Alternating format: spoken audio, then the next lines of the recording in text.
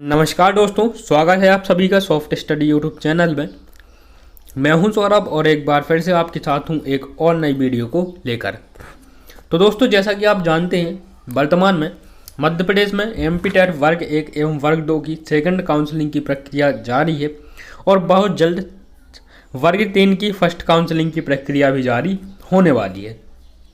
यहाँ पर दोस्तों एक शिक्षक भर्ती से संबंधित न्यूज़ है और आप सभी लोगों के काम की ये न्यूज़ है, आप सभी लोगों से संबंधित है, ठीक है। इसलिए आपको इस वीडियो को देखना चाहिए।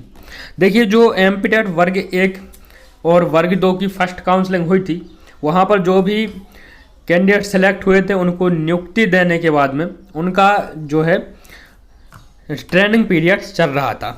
लेकिन जैसा कि आप जानते हैं, वर्तमान में मध्य प्रदेश में कोई भी सरकारी कर्मचारी हो, नवनियुक्त सरकारी कर्मचारी हो, इनको वेतन नहीं दिया जाता है, बल्कि वेतन की जगह पर स्टाइपेंड भत्ता दिया जाता है, ठीक है।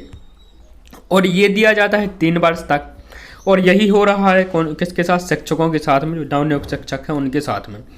कहीं ना कहीं जो नवनियुक्त शिक्षक थे, एक उम्मीद लगाए हुए थे मुख्यमंत्री जी से कि जो ये प्रोविजन पीरियड है, जो परिवीक्षा अवधि होती है 3 वर्ष की, और इसी 3 वर्ष की अवधि में पूरी सैलरी नहीं दी जाती है, ठीक है।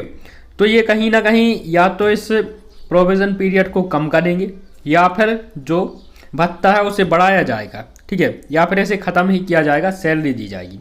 लेकिन सभी शिक्षक, ये न्यूज़पेपर की हेडलाइन है, देख सकते हैं, प्रोविज़न पीरियड कम करने और पूरी सैलरी देने की घोषणा की उम्मीद में आए 15,000 शिक्षक निराश लौटे, ठीक है। तो जो 15,000 शिक्षक हैं ट्रेनिंग पर थी, इनको निराश लौटना पड़ा है और स्टाइपेंड के संबंध में, प्रोबेशन पीरियड के संबंध में कोई भी अपडेट इन्हें नहीं मिली है और इसके संबंध में कोई भी राहत नहीं मिली है।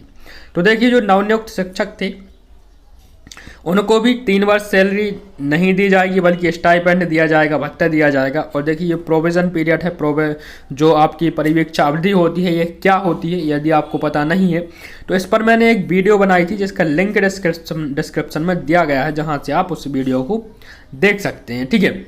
देखिए, जो 3 वर्ष होते हैं, प्रथम वर्ष सैलरी का जो बेसिक सैलरी होती है उसका 70% दिया जाता है, दूसरे वर्ष 80% दिया जाता है और तीसरे वर्ष 90% दिया जाता है।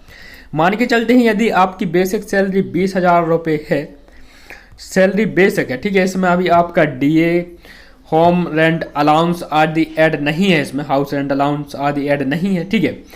तो ये आपकी 20,000 सैलरी है बेसिक। तो इसी का पहले वर्ष 70%, मतलब कितना होता है, लगभग 14,000 रुपये आपको सैलरी दी जाएगी 1 महीने की, ठीक है। तो पहले वर्ष 14,000 रुपये, दूसरे वर्ष इसका 80% और तीसरे वर्ष 90%, और जो चौथा वर्ष होता है, चौथे वर्ष से पूर्ण सैलरी यहाँ पर दी जाती है, ठीक है। तो ये होता है आपका प्रोविज़न टाइम और इसके संबंध में कोई भी राहत नहीं मिली है। ये आप न्यूज़ देख सकते हैं।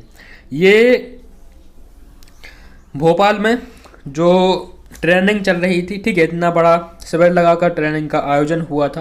देखिए, स्कूल शिक्षा विभाग और जनजातीय कार्य विभाग ने मिलकर देश में पहली बार खुले मैदान में शिक्षकों की ट्रेनिंग का कार्यक्रम आयोजित किया था। मुख्यमंत्री शिवराज सिंह चौहान की मौजूदगी में दशहरा मैदान में हुए इस महा ट्रेनिंग में प्रदेश भर से आए करीब 15,000 नवनियुक्त शिक्षकों को निराश होकर लौटना पड़ा है। कई शिक्षक संघों का कहना है कि हमें उम्मीद थी कि मुख्यमंत्री प्रोविज़न पीरियड कम करने और सैलरी को लेकर कोई राहत भरी घोषणा करेंगे। हमारी उम्मीदों पर पानी फिर गया। कार्यक्रम में स्कूल शिक्षा मंत्री इंदर से परमार, माफ़ कीजिएगा, कार्यक्रम में स्कूल शिक्षा मंत्री इंदर सिंह परमार, जनजातीय कार्य मंत्री मीना सिंह, दोनों विभागों के प्रमुख सचिव, आयुक्त, लोक शिक्षण सहित कई अधिकारी मौजूद थे। आयुक्त ने जैसे ही आभार व्यक्त करने माइक संभाला तो कार्यक्रम स्थल पर मौजूद शिक्षक जोर से चिल्लाने लगे। मुख्यमंत्री का भाषण खत्म होने के बाद भी निराश शिक्षक जोर से चिल्लाए। इस आयोजन में बैठक व्यवस्था से लेकर भोजन बांटने तक की व्यवस्था बुरी तरह प्रभावित हुई। कार्यक्रम स्थल पर मौजूद राज्य शिक्षा संघ के प्रांतीय अध्यक्ष जगदीश यादव ने मीडिया से बात करते हुए कहा कि कार्यक्रम में आए प्रदेश भर के शिक्षक निराश हुए हैं।